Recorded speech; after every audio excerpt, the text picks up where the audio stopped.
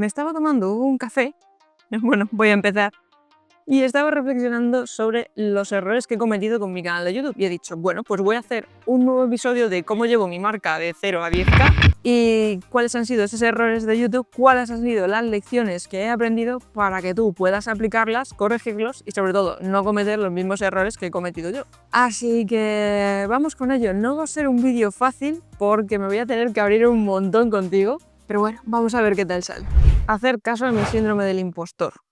Si yo te contara esto me daría para otro vídeo, solamente el tema del síndrome del impostor. Pero resumiéndolo un poco, es el hecho de intentar hacer vídeos y comunicar de manera como lo hacen las personas que tú admiras. Es decir, yo intentaba copiar e imitar la manera de vestir, de comunicar, de estructurar los vídeos, de cómo era su setup, de las personas que yo admiraba. Es decir, si yo me quería posicionar en el mundo del marketing digital y del tema de los negocios y el emprendimiento, como que adoptaba esa personalidad y esa postura y esa manera de comunicar, que para nada iba conmigo, y eso se me notaba. Se me notaba que no era yo y eso provoca que al final no termines de conectar bien con tu público. De hecho, la mayoría de mis amigos me decían eso, que yo molo más como soy que como salgo en los vídeos. Pero no me malinterpretes, o sea, copiar está bien, igual que te conté en uno de los vídeos, porque al final es la única manera que tenemos de aprender.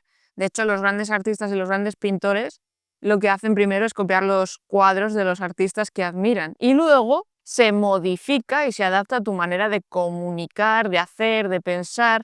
Es decir, no se trata solamente de imitar y de copiar, sino de ser consciente para que luego lo puedas ir amoldando a tu estilo y a tu manera de comunicar. Porque al final YouTube se trata de autenticidad y sé que te lo he dicho muchas veces en YouTube, pero es que es verdad.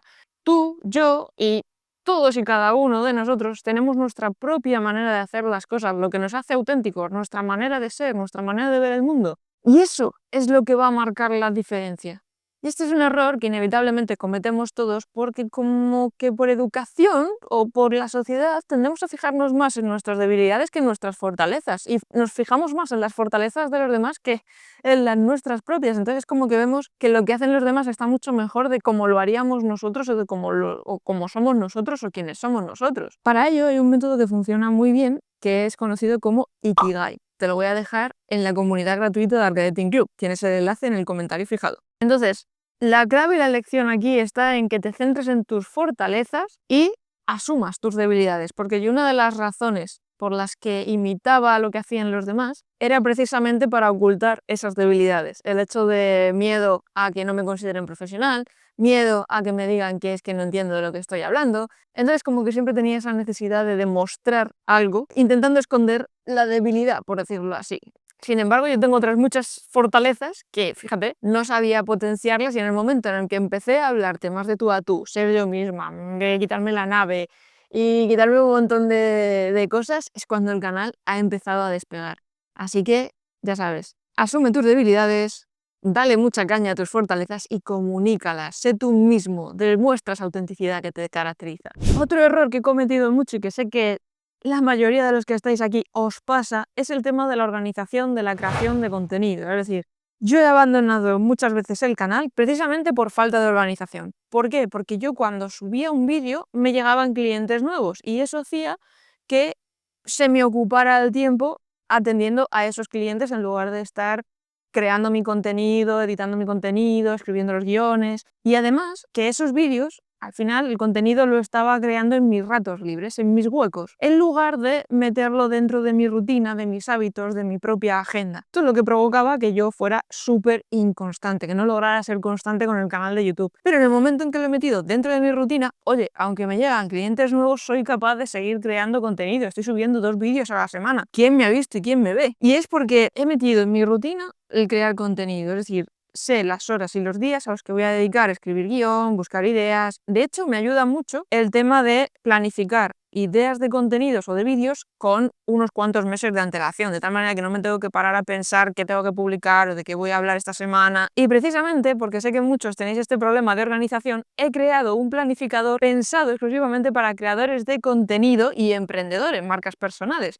en las que vais a encontrar un calendario para vuestros contenidos, un calendario para vuestras agendas habituales de reuniones, compromisos, tareas importantes, que vais a encontrar ahí todo lo que necesitáis para que podáis ser constantes con vuestros canales de YouTube. Y te voy a dejar el enlace a Amazon, porque lo puedes comprar en Amazon, en el comentario fijado.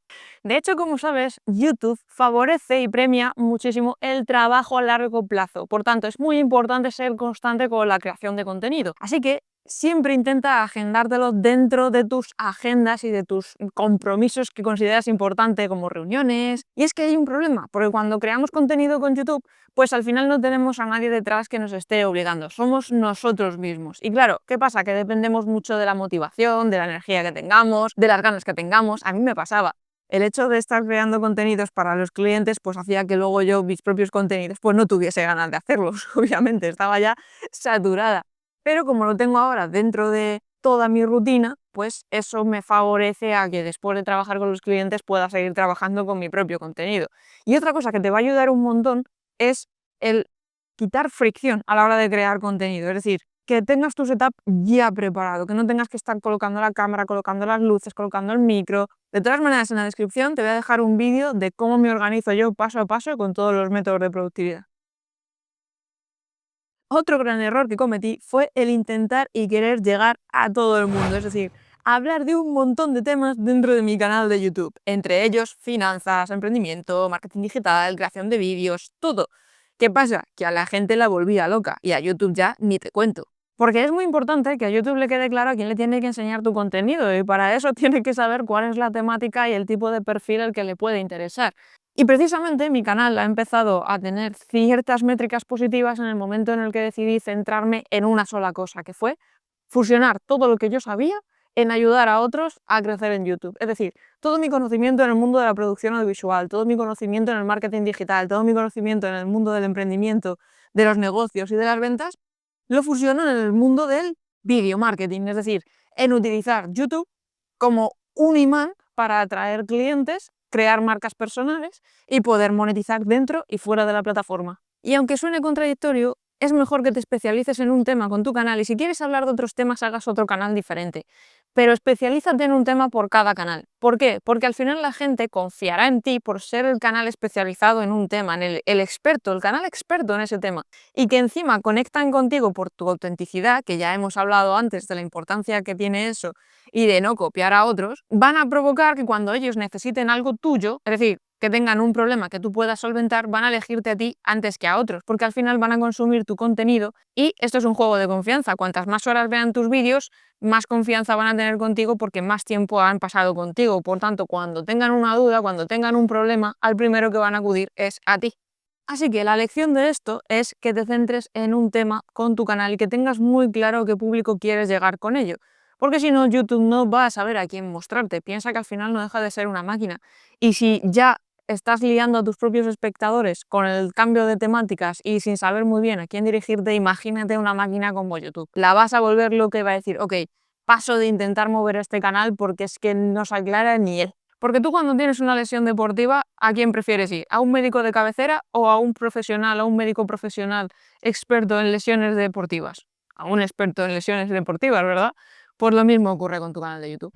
Otro error que yo cometía era el tema de centrarme en métricas que no eran las que me tenía que centrar, que son las que yo denomino métricas del ego, es decir, los suscriptores y las visualizaciones. ¿Qué pasaba? Que yo subía un vídeo y cuando veía que no había visualizaciones o que no se suscribían al canal, pues me frustraba bastante y abandonaba el canal, intentando mejorar ciertas cosas fuera de cámaras. Pero nosotros no tenemos control sobre la mano de tus espectadores para que hagan clic en tus vídeos, para que se suscriban a tu canal. Donde nosotros tenemos control es en la creación de ese contenido, en las miniaturas, en los títulos, en lo que es el contenido de dentro, lo que es el vídeo. Eso va a provocar que se emocionen y por tanto que se suscriban. Van a hacer que hagan clic en tu vídeo porque han visto una miniatura o un título que consideran que les puede ayudar. Eso es lo que tú puedes controlar. Por tanto, las métricas que te tienes que fijar son el CTR, donde se está mostrando tu vídeo, para saber si realmente se está mostrando donde quieres que se muestre y donde tú... Porque no es lo mismo hacer un vídeo para búsquedas que hacer un vídeo para exploración. También te tienes que fijar si el público que te está llegando a tus vídeos es el adecuado, porque a lo mejor es, yo qué sé, tu público potencial son personas de 30 años y estás viendo que te están llegando un público mayoritario de 18. Pues obviamente tu contenido no interesa a los de 18, pero hay algo que estás haciendo que atraiga a esos de 18. Por tanto, estas son las métricas. Olvídate de los suscriptores y de las visualizaciones. Porque cuando hagas estos pequeños ajustes observando las métricas que sí que importan, las que te van a permitir hacer un mejor contenido, vas a ver que vas a empezar a tener muchos más suscriptores y muchas más visualizaciones. Otro de los grandes errores que cometí con mi canal de YouTube es el no documentar procesos. Es decir, no documentar cuando hacía las producciones, no documentar cuando he creado contenidos y canales para clientes.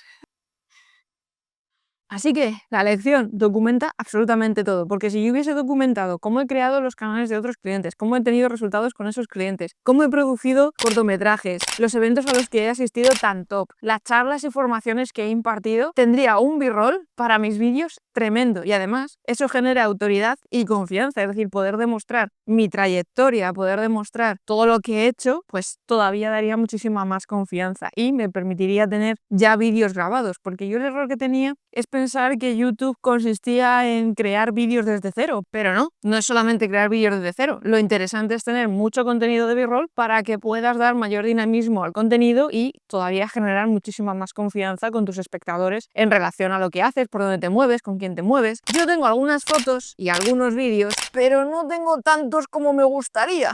Así que lección, documenta más y crea menos. No hace falta crear tanto si documentas bastante. Incluso ahora, mientras estás creando tus contenidos, tus vídeos, tus canales de YouTube, documenta ese proceso, cómo escribes los guiones, cómo editas, cómo grabas, todo, documentalo todo, porque te va a servir para usar esos B-rolls. Así que documenta.